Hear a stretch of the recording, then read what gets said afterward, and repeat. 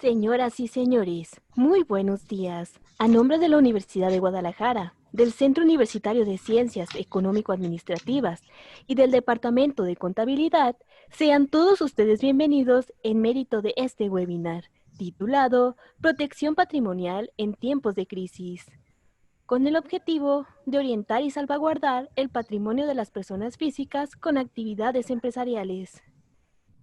Y para dar inicio formal a este seminario, me permito nombrar las distinguidas personalidades que nos honran con su presencia. Agradecemos a María Fernanda Díaz Buizar, abogada postulante. A Salvador Orozco González, abogado postulante. Agradecemos también a José Alberto López Gámez, contador, dictaminador de estados financieros. Y como moderadora de este evento nos acompaña Esperanza Rodríguez Hinojosa, maestra del Departamento de Contabilidad. Reiteramos el saludo a todos ustedes y les mencionamos que al finalizar este seminario se leerán las preguntas e inquietudes que ustedes tengan, siempre y cuando las envíen a nuestras redes sociales en Facebook, en el chat de Livestream. De igual manera les anunciamos que pueden consultar en www.webinars.cusea.udg.mx los seminarios llevados a cabo y próximos a emitirse. Ahora bien, dejo en el uso de la voz a Esperanza Rodríguez Hinojosa.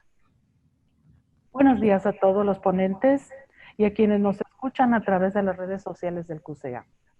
Me permito hacer un pequeño reseña de los antecedentes de patrimonio de familia. Este se encuentra en Estados Unidos y Canadá con el llamado homestead. La propiedad bajo este régimen tenía el carácter de inalienable, intransferible e inembargable, pero no obstante podía ser transmitida por herencia a una sola persona de la familia para proporcionar protección al núcleo familiar. A partir de 1839, esta figura se integró en diversas legislaciones extranjeras. Posteriormente, fue adoptada por diferentes denominaciones, como bien de familia o patrimonio de familia, en varios países, entre ellos Alemania, Francia, Colombia y Uruguay.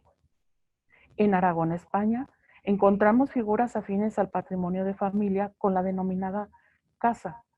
Esta consistía en un núcleo familiar y patrimonial que se encontraba siguiendo la tradición patriarcal bajo la jefatura y dominio de un señor, que habitualmente era el padre de familia.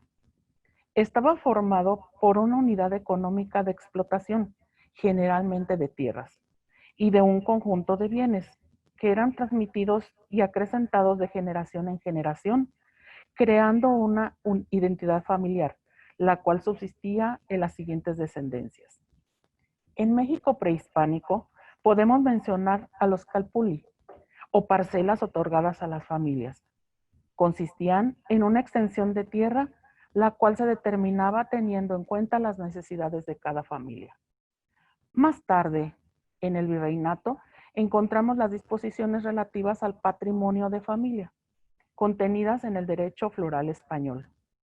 Esta favorecía a los campesinos con el llamado fuero viejo de Castilla, constituido por la casa, la huerta y otros bienes necesarios para realizar sus tareas. Con esta pequeña semblanza histórica, cedo la palabra a los panelistas, los cuales nos hablarán de la situación actual de que guarda el patrimonio de familia. Maestra María Fernanda, ¿nos puede ampliar diciéndonos qué es el patrimonio de familia, por favor? ¿Ya me escuchas? Sí. Claro que sí, maestra. Muy buenos días a todos, compañeros, maestros, a nuestros espectadores en redes sociales de CUSEA. Bien, el patrimonio familiar es básicamente una afectación de bienes que serán las herramientas para la manutención de la familia. Es una institución del derecho civil que consiste en destinar uno o más bienes a la protección económica de la familia y su manutención. ¿Cuáles van a ser sus ventajas? En palabras simples, que una vez que un bien forma parte del patrimonio de familia, este sale del comercio y no se puede enajenar, vender, hipotecar, embargar y de igual manera no es prescriptible. Coloquialmente podemos decir que es una protección de la ley para que estos bienes solamente se dediquen a la manutención de la familia. Bien, gracias, maestra. Maestro Alberto López. ¿Cualquier persona puede constituir el patrimonio de familia? Gracias, Esperanza. Buenas tardes a todos. ¿Quiénes pueden constituir el patrimonio de familia? El patrimonio de familia lo puede constituir cualquiera de los miembros de la familia. Más adelante vamos a ver qué es una familia, ¿sí? O quiénes son los participantes de esta, ¿sí? En segundo lugar, lo debemos de considerar que los bienes que constituyen el patrimonio pertenecen a una sociedad legal o conyugal en caso de que sea un matrimonio. Tenemos estas dos figuras, sociedad legal o sociedad conyugal. En este caso, se tendrá a los constituyentes como el esposo o la esposa, ¿sí? Y representado por quien cada uno de ellos decida o quien administre el matrimonio. Así también puede estar constituido en algunas ocasiones cuando se compra algún un bien inmueble en alguna institución como el Infonavit, al momento de realizarse el contrato de enajenación, se maneja que alguna persona, que ese bien que se está adquiriendo debe de estar constituido como patrimonio de familia, ¿sí? Y a diferencia de los otros supuestos, sí puede estar sujeto a la figura jurídica de darse de garantía real para el otorgamiento del préstamo, ¿sí? Y por último, y creo que es uno de los más importantes que debemos de considerar, es el de cuando haya peligro de quien tiene la obligación de dar los alimentos, que precisamente es lo que cubre este patrimonio de familia, los alimentos del grupo familiar, pierda sus bienes por mala administración o porque estos están siendo dilapados o derrochados, como le conocemos vulgarmente, los acreedores alimentistas, o sea, quienes son sujetos a recibir alimentos, ya sea los hijos, la esposa o los padres, ¿sí? Y si estos fueran incapaces, los tutores o sus representantes pueden ser los que soliciten ante la autoridad que se constituya el patrimonio familiar. Esto es importante. Entonces tenemos los 4 supuestos. En primero, cuando cualquier miembro de la familia puede solicitar su constitución. Segundo, cuando los donantes o los que van a aportar el patrimonio de familia es una sociedad conyugal, tienen que estar firmado por los dos. En tercero, cuando se compra un bien ante una autoridad como es el Infonavit, ya viene en el contrato de enajenación. Y el tercero, el cuarto, que es el más importante, en un momento determinado, cuando hay dilapación de bienes, estos será cubierto por los representantes de los acreedores hipotecarios. Acreedores alimentarios, perdón. Adelante, Esperanza. Gracias, maestro Alberto. A Cortito. continuación, solicito la intervención del maestro Salvador Alberto.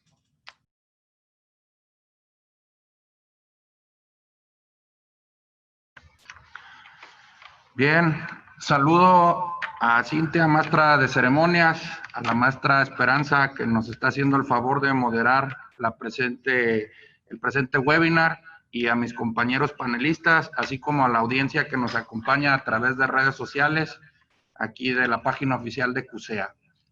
Bien, en el patrimonio de familia, para abonar un poco a lo que han comentado ya mis compañeros, el maestro Alberto y la maestra María Fernanda, considero importante precisar que esta figura está contemplada tanto en el Código Civil para el Estado de Jalisco como en el Código Civil Federal, ¿sí? Cada uno con sus respectivas disposiciones y Cabe señalar que sí existe una distinción entre lo que regula el Código Civil del Estado de Jalisco y lo que regula el diverso del Distrito Federal, que ya más adelante nos podrán comentar aquí los compañeros, ¿sí? Bien, entonces, y el patrimonio de familia debe entenderse pues como aquella figura jurídica que pretende precisamente proteger el patrimonio de las personas ante terceros, y precisamente el patrimonio debe de ser cuantificable en dinero, porque como también lo comentaremos más adelante aquí los panelistas, existe un tope cuantificable para poder registrar el patrimonio de familia. Ahora bien, dando respuesta a lo que comenta la maestra Esperanza respecto de qué debemos entender por familia, el concepto familia, si nos vamos a la doctrina, encontramos pues que es la célula de la sociedad, es una institución reconocida legalmente y jurídicamente, y bueno, pues con las diversas modificaciones que ha sufrido la legislación. Pero para efectos del patrimonio de familia, ¿sí? Exclusivamente para efectos de lo que se debe entender de patrimonio de familia, del título que regula esta figura, se entiende como el grupo de personas que habitan en una casa, en una misma casa, ¿sí? Es un grupo de personas que habitan en una misma casa y estas personas deben de tener un vínculo matrimonial, un vínculo de concubinato o en su defecto un vínculo consanguíneo, de parentesco de consanguinidad, ¿sí? Entonces, decimos, la familia es el conjunto de personas que habitan en una misma casa, ¿sí? Que deben de tener un vínculo matrimonial o concubinato. ¿Y qué es el concubinato? Pues también para efectos del patrimonio de familia se entiende por concubinato el estado por el cual un hombre y una mujer, ¿sí? Solteros, viven unidos como si tuvieran un vínculo matrimonial durante 5 años o más. En su defecto, si hubieran procreado un hijo dentro de los 3 años que vivan como si tuvieran vínculo matrimonial, también se actualiza la figura del concubinato, ¿sí? Entonces, a manera de conclusión, ¿qué se entiende por familia? Pues el grupo de personas que habitan una casa, que tenga vínculo matrimonial o concubinato y en su defecto estén unidos por lazos consanguíneos, ¿sí? Muchas gracias, maestra Esperanza. Gracias a usted, maestro Salvador. Maestra Fernanda, nuevamente una pregunta para usted. ¿Nos puede decir, por favor, qué bienes se pueden registrar y quedar protegidos bajo esta institución? Muy bien, maestra.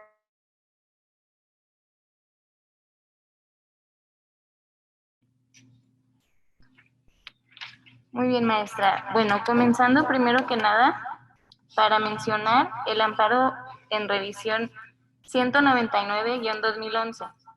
Este nos dice que el patrimonio de la familia tutela constitucional y legal. El artículo 123, apartado A, fracción 28 constitucional, dispone: las leyes determinarán los bienes que constituyan el patrimonio de la familia, bienes que serán inalienables, no podrán sujetarse a gravámenes reales ni embargos, y serán transmisibles a título de herencia con simplificación de las formalidades de los juicios sucesorios. Además, el artículo 727 del Código Civil del Distrito Federal señala: los bienes afectos al patrimonio de la familia son inalienables, imprescriptibles y no estarán sujetos a embargo ni gravamen alguno. De esta interpretación vamos a entender que estos preceptos constitucional y legal resultan que un inmueble que se encuentra afectado a un patrimonio familiar es inembargable, con independencia de quien lo haya constituido, puesto que lo regula la norma. Es que una vez constituido un patrimonio familiar, no estará sujeto a embargo por sus características de inalienable, entendiéndose por dicho vocablo conforme al diccionario de la Real Academia. Bien, analizado nuestra Constitución y nuestro Código Federal, vamos a ver el artículo 777 del Código Civil de Jalisco. Este nos menciona cuáles serán objeto de nuestro patrimonio de familia. Aquí existen 4 opciones. Primero, la casa que ésta habita, incluyendo el mobiliario y el equipo de la vivienda. Segundo, el vehículo automotor. Tercero, el equipo y herramienta de la micro o pequeña industria que sirva de sustento económico a la familia. La parcela cultivable de dominio pleno. La pequeña propiedad en los términos de la ley agraria. Y por último, el lote destinado a la construcción de casa-habitación para la familia. Aquí en Jalisco tenemos entonces un plus, ya que en la Ciudad de México solamente se contemplan 2 objetos de patrimonio de la familia. Solamente se puede meter en el patrimonio familiar la casa habitación de la familia y en algunos casos la parcela cultivable. Entonces, de aquí sacamos nuestro plus para nuestra legislación de Jalisco. ¿Alguna otra duda? Gracias, maestra Fernanda, por su participación. Maestro Alberto, ¿cuál es la ventaja de constituir y de qué protege el patrimonio de familia? Perdón. Muchas gracias. Bueno. Esta pregunta es muy interesante, mucha esperanza, compañeros, ya que normalmente el comerciante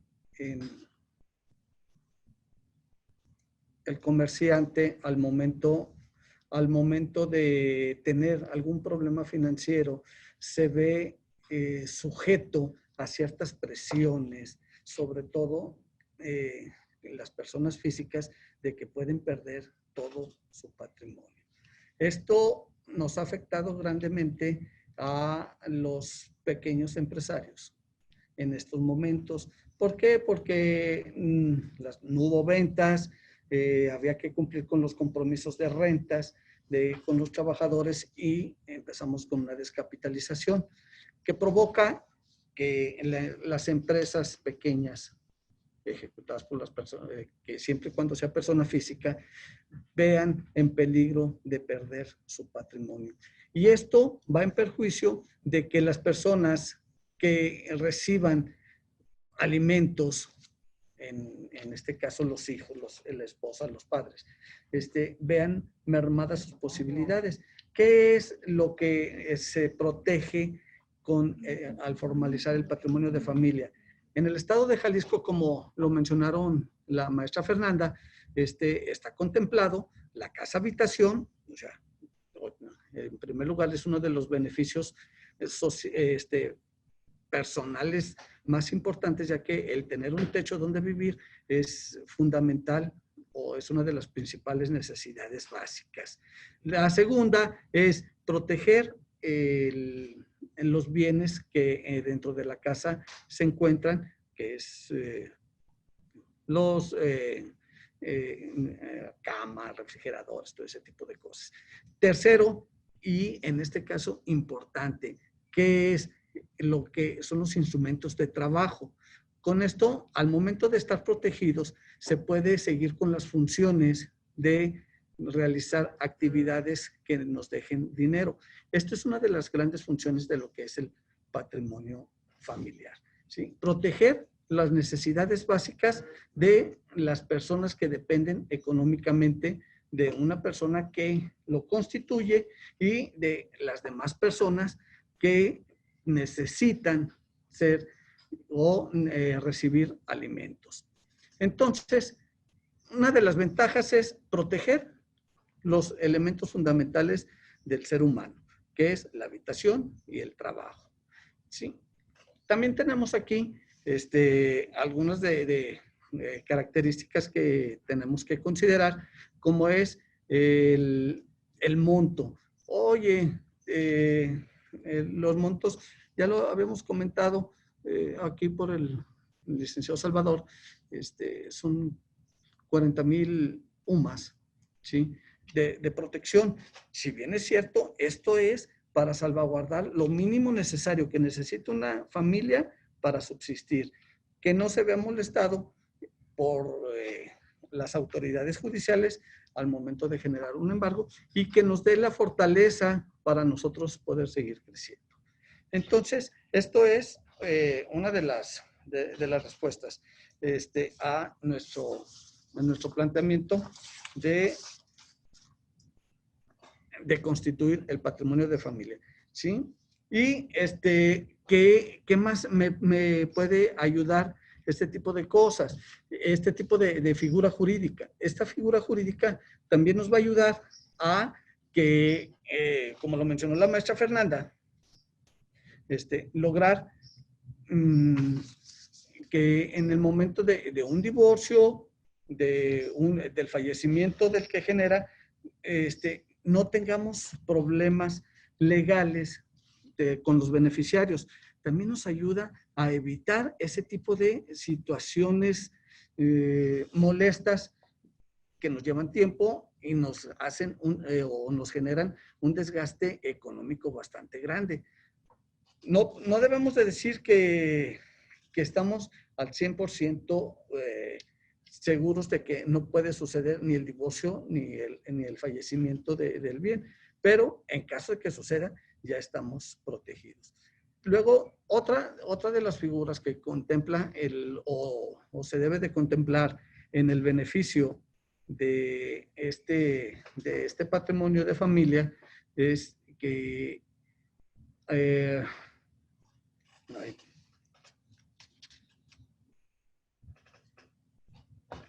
los bienes que se tienen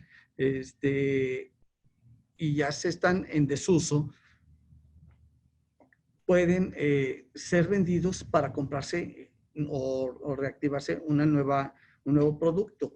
O sea, siempre y cuando este producto sustituya al que se está desechando. Si nosotros tenemos un auto, por citar un ejemplo, un auto 2015 o 2014 y me veo en la penosa necesidad por su costo de mantenimiento de tenerlo que vender, pues tengo que contratar o comprar un elemento que lo sustituya a un automóvil 2018, 2019 para volver a que el patrimonio de familia no se demerite en su valor, ¿sí? Entonces, son de las ventajas que tiene el patrimonio de familia. Primero, salvaguardar los alimentos de la familia, ¿sí? Segundo, evitar los despilfarros. Tercero, darle certeza jurídica al negocio de que en ningún momento puede ser embargable. Aquí es necesario precisar que el patrimonio de familia debe de ser antes de que exista una orden para salvaguardar los bienes para salvaguardar a los proveedores, los derechos de los proveedores. El patrimonio debe de estar formado antes de que suceda o esté una orden de embargo. Entonces, ¿por qué?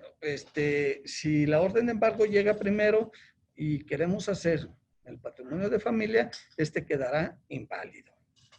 El otro detalle que es importante, otra de las ventajas que tiene el patrimonio en la realización de este evento jurídico es el de que una vez hecho,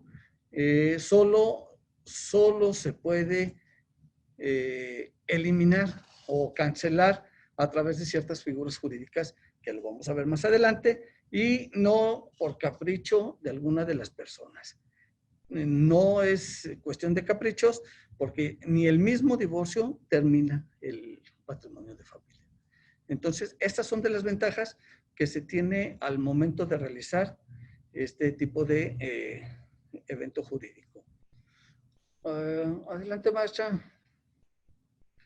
Gracias, maestro Alberto. ¿Algún comentario que quieran hacer al respecto, incrementando? Una preguntita más, maestro Salvador. ¿Y entonces cómo se extingue este patrimonio de familia? Por favor, ¿nos puede contestar? Con gusto, maestra. Bien, antes de atender el planteamiento que me realiza aquí la maestra Esperanza, considero importante precisar, como ya lo hemos venido haciendo, la distinción que existe precisamente entre la legislación federal y la legislación local. Y bien, para efectos del patrimonio de familia, existe un criterio de tribunales, es una tesis que señala que cada legislación local de las entidades federativas podrá establecer las reglas para el patrimonio de familia. Es decir, los bienes que pueden afectarse a dicha figura jurídica de patrimonio de familia, las formas de extinción, los montos, etcétera. Y por traer un ejemplo, como siempre lo hacemos, es la comparativa de nuestra legislación local contra la legislación federal. En ese orden de ideas tenemos que para la legislación local, como ya nos lo comentó la maestra Fernanda, ¿sí? Además de que los bienes que se pueden afectar a esta figura jurídica que estamos comentando, que son la casa habitación, los bienes que la integran, el automóvil, la parcela y la pequeña propiedad en términos de la ley agraria, en la legislación federal únicamente es la casa habitación y en ciertos casos que establece ahí el Código Civil Federal, ¿sí? La parcela. Ahora, otra gran distinción es el monto. Como ya lo había señalado, estos bienes deben de ser cuantificables en dinero, ¿sí? Entonces, para el estado de Jalisco, el monto que ya nos comentó el maestro Alberto de 40,000 UMAS, que si ya lo convertimos a pesos, estamos hablando de 3,475,200 pesos, ¿sí? Por su parte, el Código Civil Federal dice que el valor de los bienes que se afecten al patrimonio de familia no debe ser superior a 3,650 veces el salario mínimo general vigente para esa área geográfica. Recordemos la reforma constitucional que hubo en materia de salarios mínimos con la desindexación precisamente del salario mínimo y la creación de la unidad de medida y actualización. ¿Y qué nos decía esa reforma constitucional? Dice, oye, en todas las legislaciones, para yo legislador no modificar todos los cuerpos normativos, en todas las legislaciones que tú leas salario mínimo, vas a entender que nos referimos a la unidad de medida y actualización, con ciertas excepciones en materia laboral.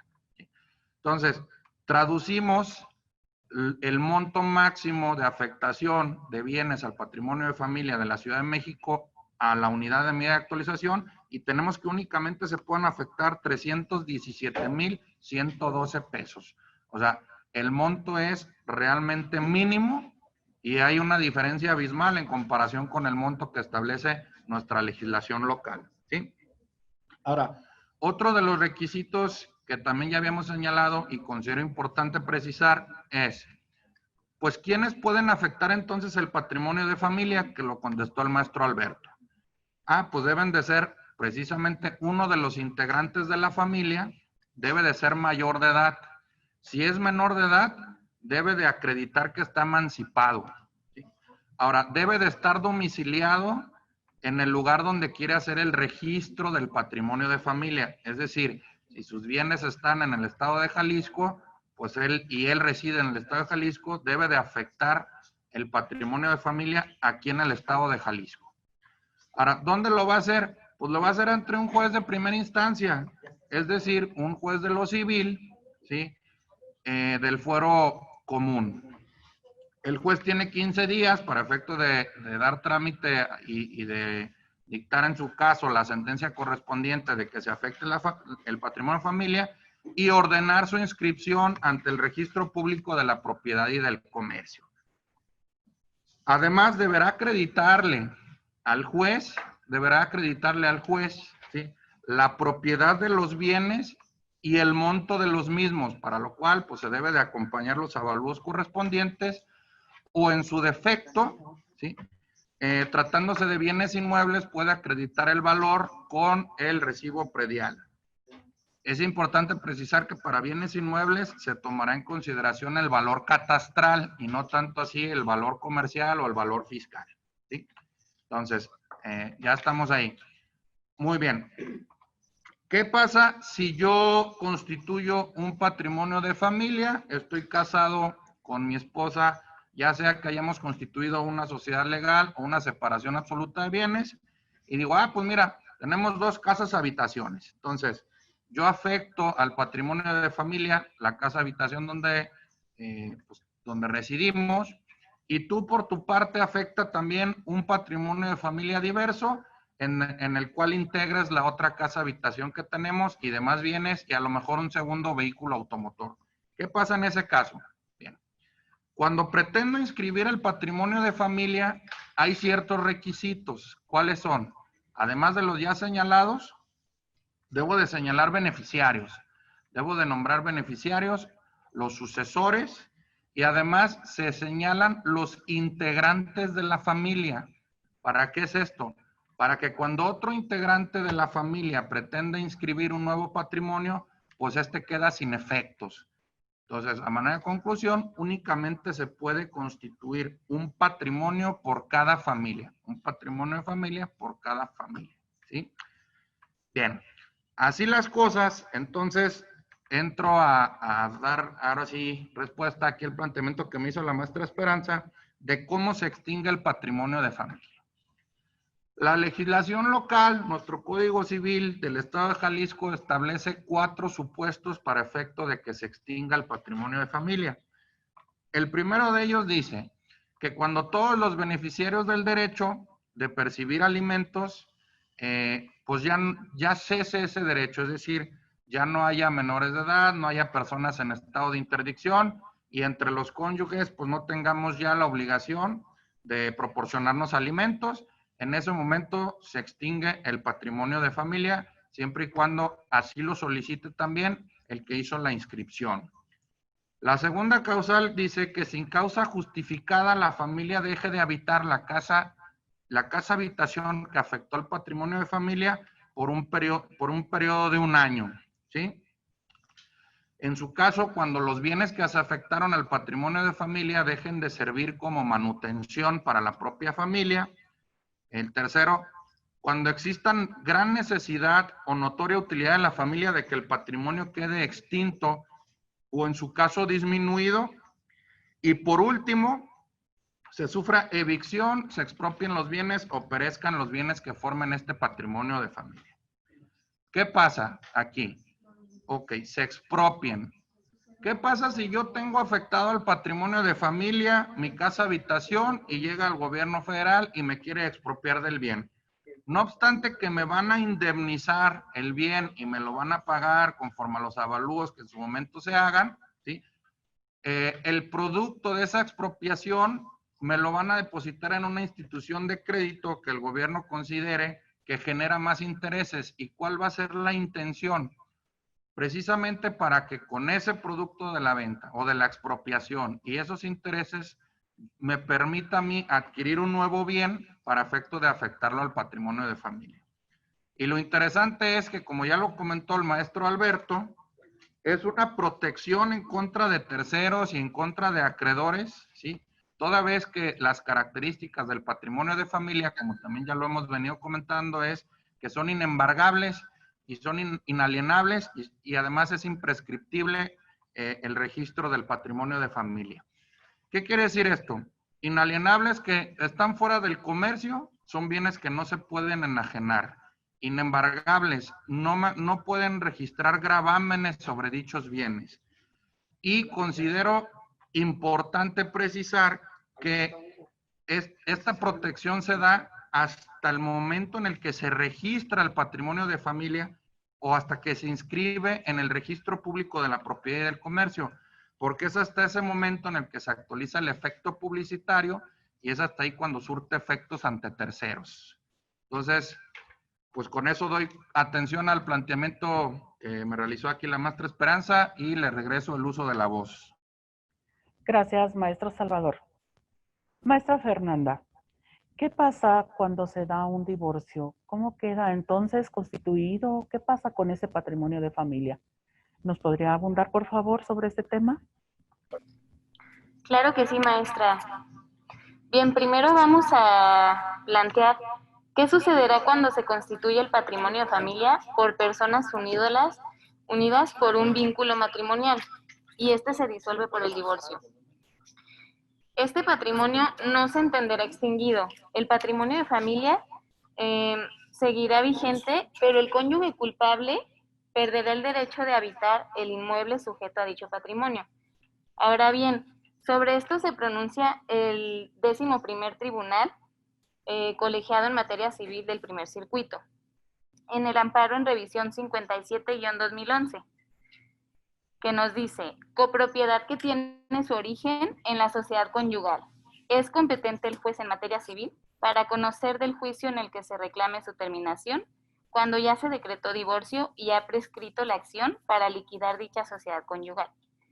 En el caso de que en un juicio de divorcio exista sentencia definitiva que haya declarado disuelto el vínculo matrimonial, exista imposibilidad jurídica para promover en vía incidental la liquidación de la sociedad conyugal, sea porque ha prescrito la ejecución de dicha sentencia y no se demuestre que el inmueble, materia de la propiedad, fue constituido como patrimonio de familia, la controversia judicial que se suscite con motivo de la terminación de la copropiedad, que tiene su origen en la sociedad conyugal, será el conocimiento de un juez de lo civil, dado que ese supuesto se ubicaría en lo dispuesto en el artículo 50, fracción 2 de la Ley Orgánica del Tribunal Superior de Justicia del Distrito Federal. Ahora bien, esto se refiere a los juicios contenciosos que versen sobre la propiedad o demás derechos reales sobre inmuebles. No así a un juez de lo familiar. Esto viene siendo en México. Aquí en Guadalajara, en Jalisco, sería en un juez de lo civil. Bueno, sigamos. ¿Qué debo hacer en caso de que el patrimonio de familia esté constituido por bienes que sirvan para la obtención de manutención de los beneficiarios y a su desgaste se requieran ser sustituidos por otros similares? Ese acto deberá ser autorizado por el juez que decretó la constitución del patrimonio de familia y cuando se trate de automotores se dará aviso a las autoridades correspondientes para los efectos legales. Listo, maestra, contestada la pregunta. Gracias, maestra. Gracias, maestra Fernanda. Muy amable por su respuesta. Maestro Alberto, ¿nos puede decir, por favor, qué pasa cuando se dañan los bienes que forman parte del patrimonio? Por favor. Normalmente, todos los bienes de que forman patrimonio, el patrimonio de familia, deben de estar asegurados. Si estos, por caso fortuito o cualquier situación que se presente, se deterioran, el seguro o el monto que cubrirá el seguro de estos bienes, ¿sí?, se integrarán y, al representante legal, y este tiene la obligación de depositarlos en una institución de crédito para que genere el máximo de intereses a fin de destinarse a la adquisición de bienes para la constitución del nuevo patrimonio de familia, o sea, la sustitución del bien dañado. Durante un año son inembargables el precio depositado y el importe del seguro.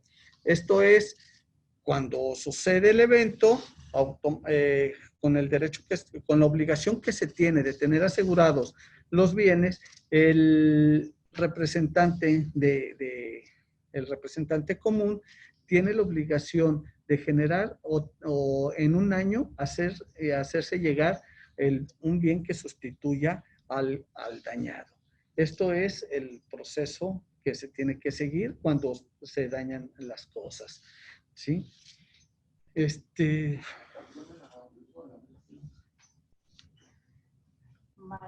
Maestro Salvador, ¿nos puede hacer uso de la voz, por favor, y enviarnos sobre el tema que usted tiene pendiente, que no concluyó? Sí, claro, gracias. Nada más para conformar o abonar a lo que ya comentaron aquí mis compañeros, la legislación local establece diversos regímenes matrimoniales, como es la sociedad legal, sociedad conyugal y la separación de bienes. Entonces, ¿qué pasa si yo estoy casado bajo alguno de estos regímenes? ¿Puedo afectar o no el patrimonio de familia respecto de los bienes que sean de mi propiedad? La respuesta es sí. ¿Qué pasa si yo estoy en una sociedad legal? Voy a afectar los bienes al patrimonio, como ya lo hemos venido comentando, con los requisitos que señalamos, y esos bienes desde ese momento quedan protegidos. ¿Qué va a pasar? Debo de nombrar un administrador que va a ser el encargado, en su caso, de extinguir ese patrimonio que quedó afectado a esta figura jurídica que estamos venido comentando. ¿Y qué pasa si llegamos al divorcio? ¿Sí? O disolvemos el vínculo matrimonial que teníamos. El patrimonio de familia, como ya lo comentamos, como es imprescriptible, ese que sigue afecto a esta figura jurídica y no es una manera de extinción. Es decir, si yo disuelvo el vínculo matrimonial, eso no quiere decir que es una causal de extinción del patrimonio de familia. Y si yo estoy casado bajo el régimen de separación absoluta de bienes, donde lo mío es mío y lo de mi señora es de mi señora y cada quien lo suyo, bien, pues es el mismo caso. Afectamos nuestros bienes que son de nuestra propiedad al patrimonio de familia, disolvemos el vínculo matrimonial y esa no es una causal de extinción de los bienes que quedaron afectos, ¿sí? Entonces, lo que podemos concluir es que no importa el régimen matrimonial que hayamos celebrado con nuestro cónyuge, lo que importa es los bienes que hemos afectado a dicha figura jurídica del patrimonio de familia y tener presentes las formas de extinción que ya quedaron comentadas, ¿no? Entonces, que se tengan aquí por reproducidas. Es lo que quería ahí nada más precisar, maestra Esperanza. Muchas gracias. Al contrario, maestro, gracias a usted. Maestros panelistas, con esto nos ha dejado muy amplio el panorama sobre lo que es el patrimonio familiar. Brevemente, ¿pudieran cada uno de ustedes darnos una conclusión sobre su tema? ¿Podría empezar por cualquiera de ustedes que decidan? Maestra Fernanda, ¿pudiera usted darnos su conclusión sobre el tema? Claro que sí, maestra. Bueno, ¿qué les puedo decir? Me parece que este tema es de vital importancia, ya que a veces los legisladores ponen tanto empeño en algunas instituciones que olvidan las fundamentales. Porque bien, ¿cuál es el fundamento de toda sociedad? La familia. ¿Y cuál es la parte más lacerante de un concepto de justicia distributiva? Que la familia tenga condiciones de posibilidad. Y una condición de posibilidad para que una familia tenga, digamos, un mínimo vital de desarrollo es que la familia tenga un patrimonio garantizado. Y yo creo que esto nos hace ver como el patrimonio familiar tiene un efecto económico en las relaciones familiares porque ¿qué es lo que más le preocupa a la gente? Tener algo de ellos, algo que sea suyo, que les permita subsistir en términos mínimos vitales. Le paso el uso de la voz al maestro Chávez.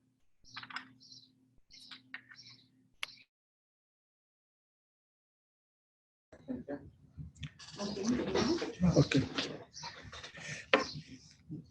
Bueno, como conclusión, yo digo que esto es un gran apoyo que se tiene al pequeño o a la persona física con actividades empresariales, ya que separa lo que es su capital de lo que es su patrimonio.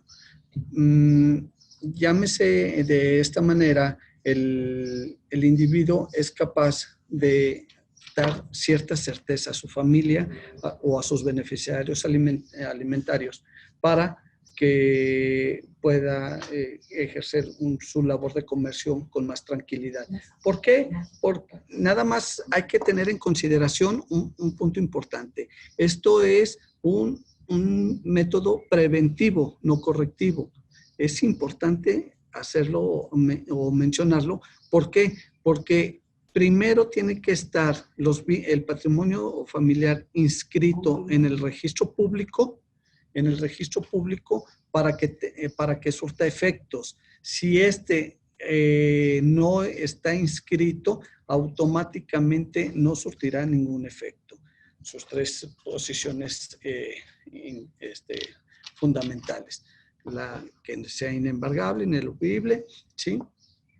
Entonces, es un beneficio que nos otorga la ley, que no trata de dañar a nadie, porque de antemano al momento de estar inscrito en el registro público es del conocimiento generalizado de la sociedad. Esto es importante que lo tengamos como consecuencia. Gracias, maestro. Adelante. Adelante, maestro Salvador. ¿Nos puede dar sus conclusiones, por favor, del tema? Con gusto, maestra. Pues como ya lo han comentado mis compañeros panelistas, sí, a manera de conclusión, podemos decir que el patrimonio de familia es una figura jurídica precisamente de protección de los bienes de las personas. Ante la emergencia sanitaria en la que nos encontramos actualmente por el famoso COVID-19, varios negocios se han visto en la imperiosa necesidad pues, de cerrar puertas, de bajar cortinas, descansar personal, entre otras cosas. Y bueno, hay que tener presente que las obligaciones civiles y mercantiles pues siguen vigentes, a menos de que se hayan acordado por ahí adendums o se hayan reformado precisamente esos acuerdos, pero para hacer frente a dichas obligaciones, pues la economía no se ha activado o no ha estado como en su momento teníamos los índices económicos. Entonces, podemos concluir que esta es una figura precisamente de protección de ese patrimonio en contra de acreedores o en contra de terceras personas que quieran ejercitar alguna acción en nuestra contra.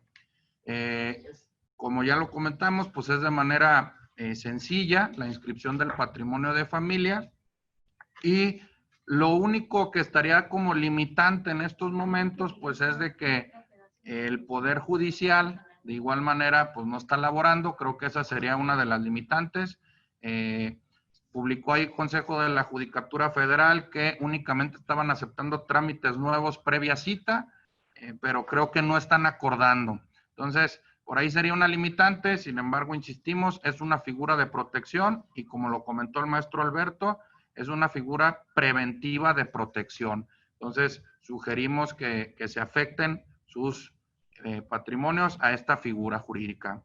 Muchas gracias, maestra Esperanza. Bien, en estos momentos damos paso a la audiencia que nos pueda pasar sus preguntas para los panelistas. No existieron preguntas. Gracias a la audiencia. Buenos días a todos. Damos las gracias a los panelistas y a todas las personas que nos siguieron a través de las redes sociales del CUSEA. Felicitaciones a todos. Buenos días.